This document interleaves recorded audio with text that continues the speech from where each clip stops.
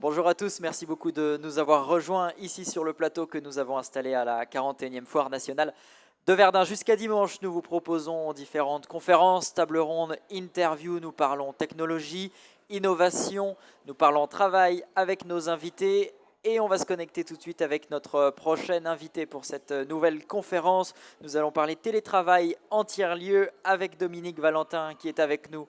Bonjour, Bonjour merci et d'être. merci de me recevoir. Vous êtes le fondateur de Relais d'entreprise. Bienvenue ici à distance sur notre plateau. Relais d'entreprise, c'est quoi? Relais Entreprise fête ses 10 ans. 10 ans d'engagement en faveur du rééquilibrage des territoires, 10 ans d'un combat et d'une expression que j'ai l'habitude de dire, comme quoi il faut substituer une mobilité subie à 7 lieues, 28 km, par une mobilité choisie à 2 pas. Autrement dit, favoriser la pratique du télétravail, mais ailleurs qu'au domicile. Et, Donc juste, voilà. Donc, voilà. et justement, on va parler des tiers-lieux avec vous, le télétravail en tiers-lieu. C'est quoi? C'est du coworking? Alors, le terme tiers-lieu, il faut le prendre avec beaucoup de recul, hein. C'est un terme générique. Le terme tiers-lieu renvoie à différentes réalités. Vous avez des tiers-lieux plutôt d'orientation culturelle, comme les microfolies, comme voilà, les ateliers d'artistes. Vous avez des tiers-lieux d'innovation, et je sais que sur votre territoire, vous en avez un certain nombre, notamment autour des Fab Labs, hein, et des machines d'impression numérique 3D. Vous avez des tiers-lieux d'économie sociale et solidaire, des repères café, des recycleries, des lieux de sociabilisation où la population aime se retrouver et faire les choses autrement et les faire ensemble. Et on a ce qu'on appelle les tiers-lieux d'activité, qu'on appelle aussi espace coworking. Ce sont plutôt des bureaux, alors fermés, bureaux multipostes, bureaux ouverts, donc espace d'échange et de rencontre. Ces espaces vont à la fois être destinés à des entrepreneurs qui veulent sortir de l'isolement, rencontrer d'autres entrepreneurs, et progressivement, ces espaces, espaces coworking, tiers-lieux d'activité, qui peuvent constituer une alternative au télétravail à domicile. Ce qui veut dire qu'un tiers-lieu, c'est du télétravail, mais ça évite d'être tout seul chez soi. Ça permet de rencontrer de nouvelles personnes aussi. En fait, pour certaines personnes, travailler à la maison, ça peut convenir. Si vous avez une grande maison, si vous avez une bonne connexion Internet, si vous avez un environnement qui ne vous dérange pas, un enfant en bas âge, un chien qui aboie toutes les 5 minutes, bref, si vous avez effectivement une belle configuration, vous pouvez vous sentir isolé si vous passez plus de 3 jours par semaine dans votre domicile. Et c'est vrai que ça peut avoir du sens que de pouvoir dissocier vie privée, vie professionnelle et d'avoir cette démarche qui consiste à dire je vais au travail, hein. Très difficile de le faire quand on est à la maison où d'un claquement de doigts, on va être à la fois à domicile, à la maison et 2 secondes après au travail. Donc c'est à la fois en mesure d'équité sociale, de se dire que celui qui n'a pas la chance de pouvoir travailler dans de bonnes conditions à la maison ne doit pas être exclu de la pratique du travail à distance. Et puis j'ai l'habitude de dire que ces tiers-lieux d'activité, ces espaces tiers qui ne sont ni les bureaux ni le domicile, sont un peu les lavoirs numériques des temps modernes. Pourquoi les lavoirs numériques des temps modernes? C'est que ce sont des lieux où on va exercer une tâche à valeur ajoutée. Bon, à l'époque, c'était laver son linge, mais c'était aussi le lavoir, le réseau social, c'était le Facebook de l'époque. Et c'est là où on Ouais. rencontrait d'autres personnes pour partager la vie du village. Et les tiers-lieux d'activité donc, sont effectivement des lieux de convergence où certes on y va travailler, mais ça permet aussi de C'est rencontrer plus d'autres qu'un lieu de personnes. travail. C'est plus qu'un lieu de travail, et c'est là où il y a souvent un curseur pour les gestionnaires des espaces qui n'est pas toujours facile à trouver entre la fonctionnalité recherchée. Et quand je dis fonctionnalité recherchée, c'est à la fois une relative proximité du domicile. Vous n'allez pas faire une demi-heure de route pour aller dans un tiers-lieu d'activité, pour vous affranchir d'en faire 40-45 minutes pour aller dans votre lieu de travail habituel. Hmm. Donc vous allez chercher un lieu d'hyper proximité. Vous allez aussi chercher la fonctionnalité d'un endroit confortable, avec des chaises ergonomiques, avec un autre écran, avec une belle luminosité, avec bref, tout ce que vous n'avez pas forcément à la maison. Donc ça, c'est la fonctionnalité du lieu, une certaine souplesse pour pouvoir prendre ce lieu au moment qui vous correspond, qui Ouais. vous convient, c'est-à-dire peut-être que 2 jours par semaine.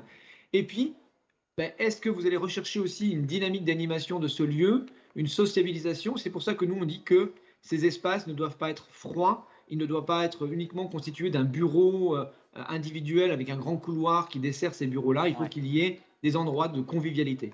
Et je suppose qu'il y a eu un boom des tiers-lieux, en tout cas des personnes qui se rendent dans les tiers-lieux au moment de la crise sanitaire, au moment du confinement, puisque les modes de travail, les façons de travailler ont beaucoup évolué. Alors, au moment du confinement, clairement, il y a eu une explosion de la pratique du travail à distance Hmm. par le fait que les personnes ne pouvaient plus se déplacer, ne pouvaient plus se rendre au bureau. Et pour des mesures de distanciation sociale, le télétravail était exclusivement au domicile. Donc, puisque même les tiers-lieux d'activité, les espaces coworking, ont dû fermer leurs portes. Quand bien même on avait pu mettre en place un certain nombre de mesures sanitaires, la plupart des entreprises ont interdit Ouais. leurs collaborateurs de se rendre dans un lieu qui pouvait les amener à être contaminés. Maintenant, c'est clair que merci Covid, hein, puisque la Covid a vraiment fait prendre conscience à beaucoup d'organisations que oui, travailler à distance était possible. Hmm. Maintenant, et j'espère qu'on ne mettra pas 10 ans de plus pour réussir à faire prendre conscience que le domicile n'est pas la solution idéale, et de telle sorte à ce que le tiers-lieu d'activité, l'espace coworking, soit intégré par les employeurs comme étant une des réponses possibles, même si ce n'est pas la seule et que le domicile, Ouais. comme j'évoquais tout à l'heure, peut tout à fait convenir.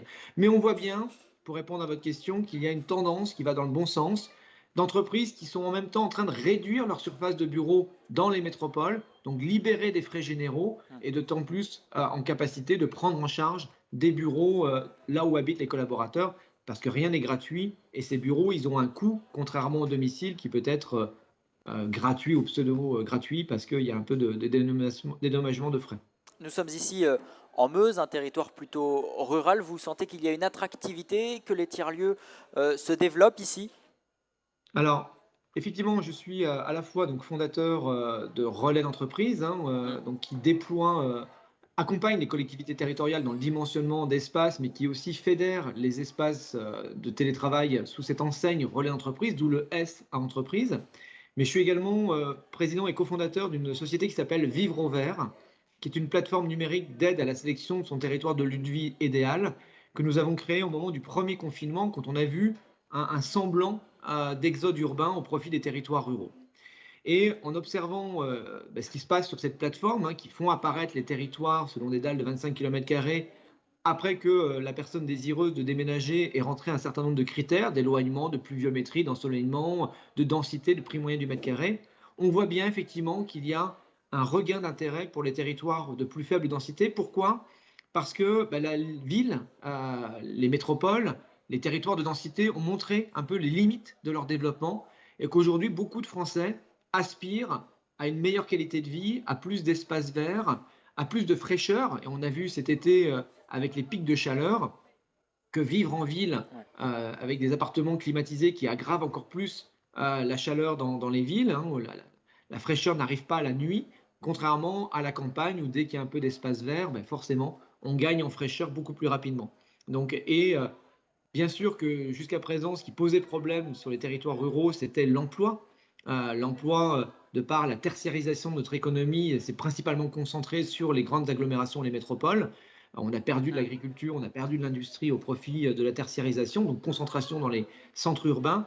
Mais le fait d'aujourd'hui de pouvoir travailler à distance permet de s'affranchir de son lieu de travail pour déterminer son lieu de vie. Et en fonction Ouais. du nombre de jours de télétravail que vous aurez dans la semaine, vous allez pouvoir vous installer pratiquement là où vous le voulez, ou dans tous les cas de plus en plus loin des centres urbains où se situe votre entreprise. On s'en doute, tous les métiers ne peuvent pas faire, avec tous les métiers, on ne peut pas faire du télétravail en tiers-lieu, ni même du télétravail tout court, mais est-ce que les entreprises laissent davantage les salariés faire du télétravail et notamment aller dans les tiers-lieux? Alors, dans tous les cas, aujourd'hui, les chiffres sont plutôt bien orientés. Hmm.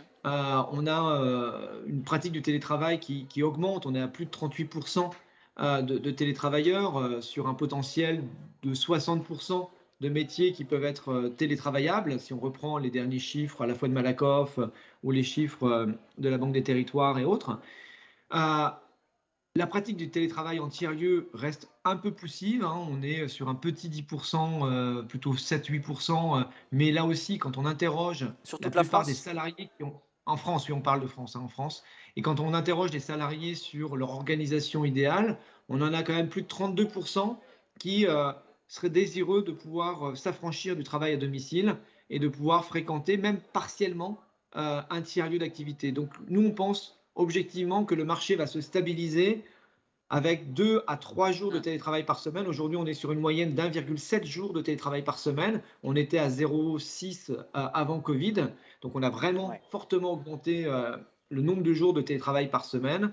Certaines entreprises sont passées à 3, mais il ne faut pas aller au-delà parce que là, on a un vrai problème de lien social et d'appropriation de la culture de l'entreprise.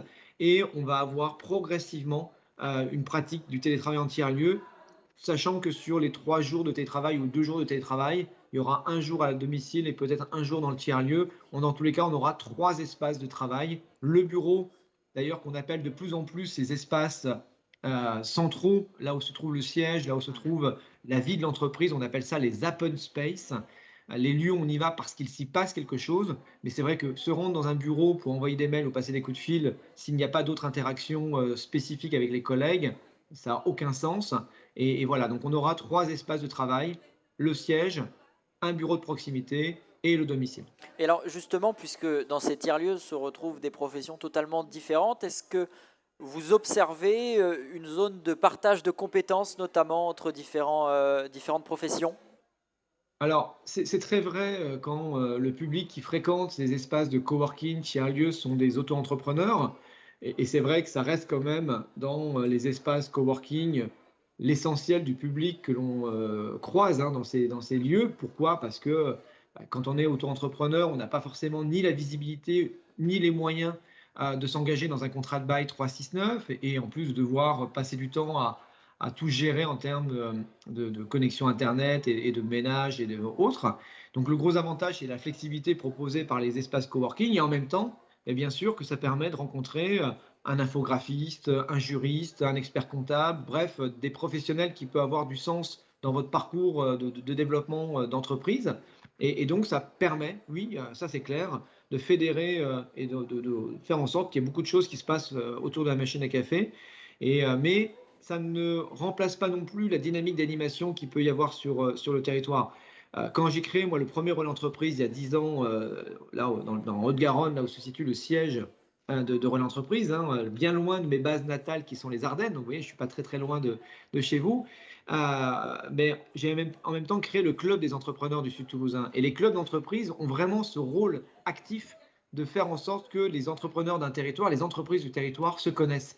Et c'est ça qu'il faut, c'est réussir à trouver la bonne articulation entre la dynamique qui se passe dans un lieu et la dynamique qui se passe sur un territoire. Pourquoi? Parce que tous les entrepreneurs d'un territoire n'ont pas forcément envie d'avoir un bureau, et par contre, ils peuvent avoir envie de liens et de contacts avec d'autres entrepreneurs, et de même que tout Hmm. locataire d'un espace coworking n'est pas forcément intéressé de faire de l'interaction avec d'autres entrepreneurs ou d'autres salariés. Et puis, Quoi qu'il en soit, pour les salariés qui, eux, ont moins d'interactions possibles, ce qui les intéresse souvent quand on discute avec eux, bah, c'est de voir aussi ce qui se passe dans d'autres entreprises et de se dire, bah, finalement, je me plaignais de ce qui se passait dans mon entreprise, mais en discutant avec un autre salarié en télétravail dans une autre entreprise, bah, je me rends compte que finalement, je ne suis pas si mal logé que ça. et puis parfois, le tiers-lieu ne se limite pas au travail, il y a aussi des activités entre midi, du sport notamment. Alors c'est là où, quand j'ai démarré mes propos, j'évoquais que les tiers-lieux pouvaient prendre différentes formes.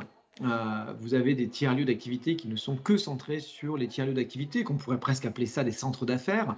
Alors ce ne sont pas des pépinières ou des incubateurs parce qu'il n'y a pas l'accompagnement et l'expertise au développement d'une idée, d'un projet et assurément d'une entreprise. Et puis vous avez effectivement des tiers-lieux qui peuvent être hybrides, avec des configurations où il est prévu à la fois de pouvoir faire du sport avec une douche et vous allez pouvoir prendre une douche sur le lieu. D'autres auront prévu une grande cuisine où chacun pourra apporter de quoi manger et manger tous ensemble. D'autres auront prévu, pourquoi pas, un jardin partagé. Bref, il Chaque peut y avoir tiers-lieu vraiment est différentes unique. configurations, hein. Chaque tiers-lieu a donc sa particularité. Chaque tiers-lieu a sa particularité. C'est ce qui fait d'ailleurs tout le charme de ces tiers-lieux. Et quand on fait les études, nous, pour le compte des collectivités territoriales, des pôles d'équilibre, on est en train de finir une étude là, pour le PETR du pays de Langres, on voit bien qu'il y a une multitude d'initiatives. Ce qui est souvent important, c'est de bien les mettre à plat et de bien les faire connaître dans leur spécificité, de voir quelles sont les mutualisations possibles tant en matière de communication qu'en matière de commercialisation, voire de gestion et d'échange de bonnes pratiques, pour que surtout, parce que ça c'est un point important, ces lieux perdurent dans le temps. Il y a un vrai sujet de modèle économique. Je viens de publier dans les réseaux sociaux, là, sur LinkedIn, un article sur la gratuité pour rappeler que rien n'est jamais gratuit dans ce bas monde, hein. La gratuité, c'est supprimer le prix, mais pas le coût. Il y a toujours un coût. J'allais dire un couillon qui paye, mais il y a toujours un coût. Il faut essayer de réfléchir à ce qui pourrait être valorisé comme Ouais. externalité. Et ça, c'est un point sur lequel on a fortement travaillé, nous, au niveau de Relais Entreprises, parce que si on reprend le sujet du télétravail et de la réduction de mobilité, on a réussi à donner de la valeur à la non-mobilité avec le mécanisme des certificats d'économie d'énergie délivrés par EDF, mais également le label bas carbone du ministère Hmm. qui nous permet de vendre les tonnes CO2 qui n'ont pas été émises. D'où ma prochaine question. Combien ça coûte pour un télétravailleur d'aller travailler en tiers-lieu? Alors c'est très variable en fonction de la nature du portage de ce que le lieu a coûté au départ. Quand vous partez d'une rénovation d'un bâti existant, comme souvent c'est le cas lorsqu'on finit nos études et quand on travaille avec les collectivités qui ont souvent des anciennes écoles, des anciens bureaux de poste ou voilà, des trésoreries qui ont fermé, donc il y a un foncier, un immobilier qui a la possibilité de retrouver une nouvelle vocation. Et des fois, il ne faut pas grand-chose pour lui donner une configuration propice au travail et donc pour les tiers-lieux d'activité. Donc ça ne coûte pas trop cher. Et ensuite, ben, l'exploitation peut également avoir un impact sur le loyer. Si on arrive à bien rationaliser Est-ce qu'on a une les frais fourchette de prix personnels, pour donc l'échelle de comprendre? prix, ça va être entre allez, 10 euros la journée jusqu'à 25-30 euros la journée en fonction de la configuration des lieux. Et vous avez beaucoup de collectivités ou de porteurs de projets qui vont différencier les prix en fonction de la nature de l'utilisateur. Si c'est un salarié qui utilise un tiers-lieu d'activité, ils payeront moins cher que si c'est un entrepreneur. Pourquoi? Parce qu'un salarié qui vient télétravailler dans un tiers-lieu, on a pu démontrer qu'il y a un impact aussi sur l'économie résidentielle, c'est que ce salarié va consommer sur le territoire, soutenir les commerces de proximité. Et ça, pour une collectivité, ça justifie pleinement que le tarif soit plus attractif que Et, vis-à-vis d'un entrepreneur. et ce coût est à la charge du salarié ou l'entreprise peut prendre une part? Non, souvent c'est l'employeur qui paye. C'est l'employeur qui paye. Alors on a certains salariés qui les prennent en charge parce qu'ils ont considéré que faisant une économie de déplacement en voiture qui leur coûte très cher, finalement ça leur coûte moins cher de prendre un bureau que de prendre leur voiture. Et ça, ils le font quand ils ne peuvent pas travailler à domicile ou que leur employeur leur a refusé le fait de pouvoir travailler à domicile. Mais c'est généralement l'entreprise qui paye et c'est un point important pour que qu'on ait pris conscience aujourd'hui que ce qui est en train de se passer, mais on va faire marche arrière, c'est que l'entreprise avait quand même un peu eu tendance à reporter la charge immobilière sur le dos de son collaborateur.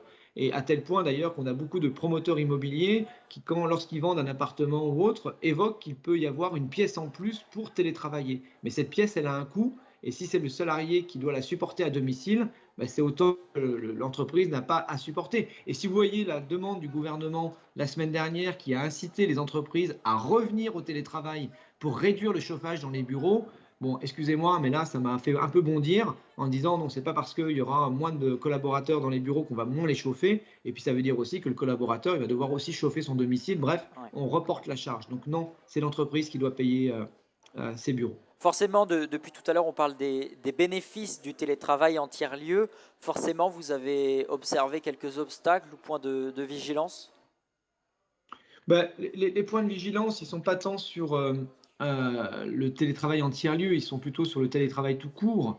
Bien sûr que c'est une nouvelle organisation, l'entreprise doit s'organiser, donc s'adapter, doit faire en sorte qu'on maintienne le lien social entre les collaborateurs. Bien sûr que ça nécessite un management à la confiance, hein, et puis du tout sur le contrôle, le présentiel. Maintenant, le lieu, bien sûr qu'il doit être bien configuré, le tiers-lieu d'activité. Nous, on a vu des espaces qui ne fonctionnaient pas parce que, ben, on a fait, une rénovation à minima, un coup de barbouille, de peinture et du meuble de récup et finalement le lieu il n'est pas agréable, il n'y a pas le phénomène waouh, il y a un problème d'acoustique, un problème de visibilité ou tout simplement, il n'y a pas suffisamment de dynamique dans le lieu, donc ça peut être effectivement les obstacles. Et après, sur les autres sujets tels que la problématique de confidentialité, bah, quand il y a des bureaux individuels, bah, ça permet vraiment de pouvoir garantir à un employeur que le salarié ne va pas dire des choses qui pourraient être utilisées contre lui, enfin contre l'entreprise. Et puis que pour les sécurités informatiques, il n'y a plus trop de débats aujourd'hui, puisque la plupart des entreprises, avec les VPN et autres, ont trouvé des parades pour être sûr qu'il n'y aura pas de problème de connexion Internet. Hein, Merci beaucoup, Dominique Valentin, d'être venu nous parler du télétravail en tiers-lieu. Vous-même, vous êtes en télétravail dans un tiers-lieu? Ah bah, nous, le siège social de Relais Entreprise, donc qui a fêté ses 10 ans, cette année, bah, effectivement, est un tiers-lieu, hein. On a beaucoup Hmm. d'utilisateurs, différents profils et mes collaborateurs, donc télétravail 3 jours par semaine, et on va réfléchir peut-être à passer à 4 jours Hmm. par semaine pour plusieurs raisons, mais dans tous les cas, ils sont déjà à 3 jours par semaine en télétravail. Merci beaucoup, Dominique Valentin. Je rappelle que vous êtes le fondateur de Relais d'entreprise. Belle journée à vous.